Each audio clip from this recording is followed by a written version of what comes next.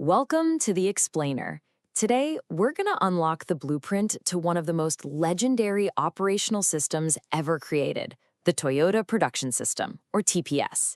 For decades, it's been the engine behind Toyota's incredible success. But here's the thing, it's also a system that so many have tried to copy and, well, most have failed to master. So let's find out why by building it from the ground up. Right, this is the big question, isn't it? For years, Toyota has just consistently run circles around its competition in almost every way you can measure. We're talking quality, reliability, cost, productivity. The whole world has been watching, taking notes, and yet, actually replicating their results, it's proven to be almost impossible. So what's going on? The answer is surprisingly simple, but it's also incredibly profound. Most companies, they focus on the stuff they can see. The Kanban cards, the production cells, the pulse systems, but they totally miss the point. The real power of TPS isn't in the tools at all. It's in the philosophy underneath it all. This idea of treating all work as a series of ongoing experiments and a relentless pursuit of getting better. So, to really get how this system works, we can't just admire the finished house. We've got to build it ourselves, piece by piece. And we're going to start with the three essential concepts that form its unshakable foundation. Okay, our first cornerstone is a concept called Heijunka, which means leveling. So instead of working in these frantic bursts to meet big orders and then just sitting around idle, Heijunka smooths out all that production into a steady, predictable pace. This stability is absolutely crucial because it gets rid of the chaos and creates an environment where problems stick out like a sore thumb. Next up, we've got a word you've probably heard before, Kaizen. This really is the heart and soul of TPS. It's this core belief in continuous improvement. But here's the key. It's not just about managers making big, sweeping changes. It's a culture where every single team member, every single day, is empowered and actually encouraged to find ways to make their own work better, safer, and more efficient. And the final piece of our foundation is standard work. This is all about defining the single best way we currently know how to do any given task.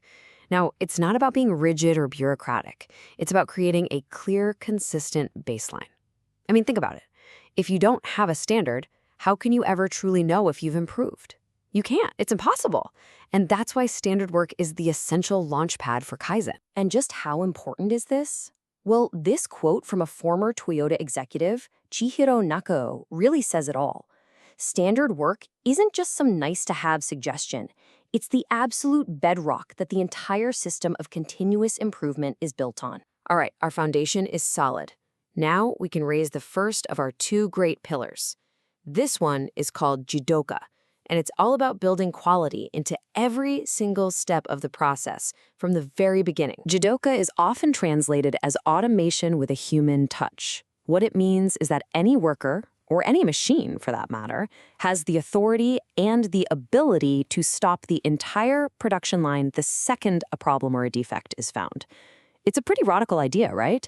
Stop everything to fix a tiny problem now to prevent it from becoming a huge, costly problem later. So, this is the crucial point. It's a fundamental shift in thinking. Traditional manufacturing finds defects by inspecting stuff at the end of the line. Jidoka, on the other hand, builds quality in from the start. Every person sees the next person in the process as their customer, and they make a commitment to never pass on a bad part. The rule is simple. Don't accept a defect, don't make a defect, and don't pass on a defect. Now, let's get to our second pillar, which works hand in hand with Jidoka. This pillar is just in time, or JIT, and it's all about creating a perfect, efficient flow by hunting down and eliminating waste. The philosophy of just in time, or JIT, is just beautiful in its simplicity. The goal is to make only what is needed, only when it's needed, and only in the exact amount that is needed. This approach systematically attacks waste, especially the waste of making too much stuff or having tons of inventory sitting around, which just hides problems and drives up costs. To make JIT happen, Toyota had to ditch the traditional push system, where you just make stuff based on a forecast and push it down the line, hoping someone needs it. Instead, they pioneered what's called a pull system.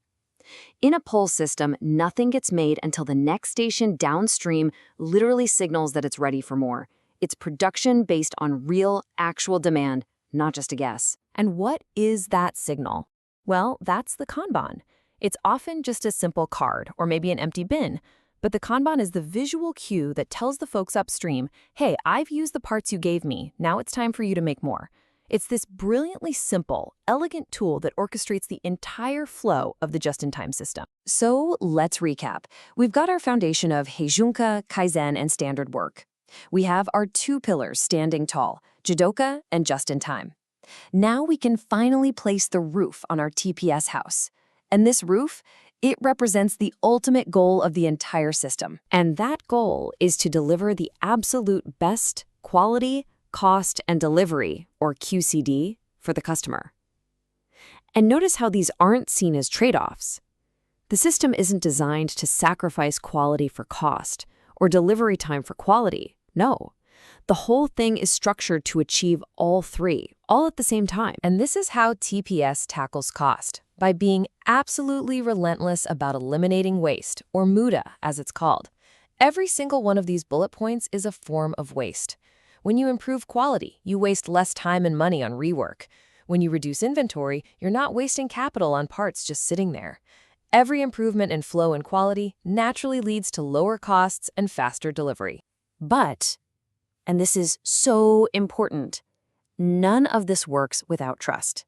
And that trust is built on one critical, non-negotiable rule: the promise that continuous improvement and getting more productive will never lead to layoffs.